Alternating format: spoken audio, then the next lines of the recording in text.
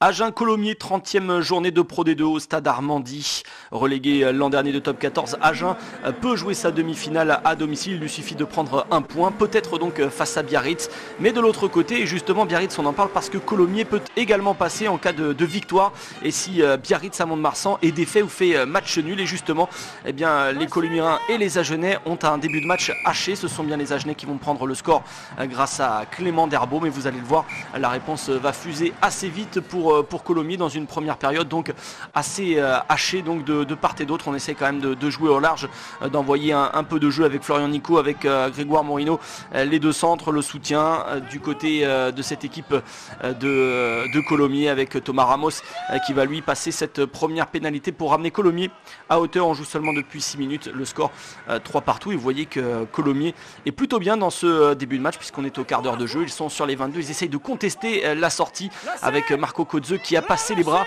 et qui est gêné notamment par Miaï Makovei pour sortir ce ballon. Derrière, c'est le deuxième ligne, Denis Marchois, qui se laisse un peu aller, et monsieur Julien Castaignède qui y voit jaune sur ce coup-là et qui sort donc Denis Marchois. Et d'ailleurs donc la pénalité qui suit est clairement pour Thomas Ramos et permet à Colomiers de prendre le score. Tout ça après un petit quart d'heure. Colomiers qui met la pression donc sur cette équipe d'Agen qui remet un coup avec la troisième ligne. Rémi Vaquin, Marco Kozeux arrêté à quelques centimètres de la ligne. Et ce ballon, eh bien, on va l'extraire avec Clément Derbeau qui va retrouver son 3/4 centre, Johan Sadi, qui va lui bien se faufiler dans un intervalle, notamment dans cette défense. C'est pas très bien défendu de la part de Florian Nico et de Thomas Ramos sur ce coup-là. Petite porte qui s'ouvre et donc l'essai de Johan Sadi qui ne sera pas transformé. Voilà donc 8-6 le score à la pause dans cette Agen-Colomiers de la dernière journée, très intense. Les deux équipes sont au coude à coude et à la reprise, eh bien, les Colomiens essaient encore une fois de passer dans l'embut adverse avec, il est repris quelques mètres de la ligne, c'est Sébastien Inigo qui va ramasser ce ballon.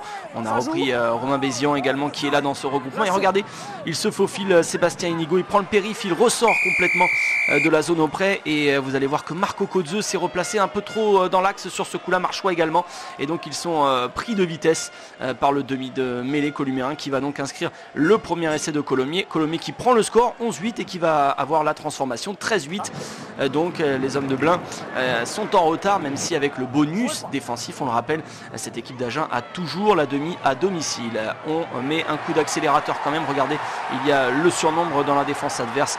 Retour intérieur pour Pierre Foussac, en tout cas sur sa course il a redressé pour aller inscrire le deuxième essai Agenais.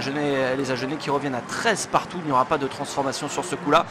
Petite erreur en défense, notamment de Thomas Ramos, de Clément Laguin, on a du mal à plaquer et donc Foussac relance complètement cette rencontre. Il reste un peu plus de 20 minutes et il y a toujours match nul entre les deux équipes, un match donc qui va rester serré jusqu'au bout. Derbeau aura bien une pénalité de la gagne pour les joueurs locaux, mais ce sont bien deux équipes qui vont se départager par un score nul. Colomiers est donc éliminé et Agen recevra Biarritz en demi-finale de Pro D2.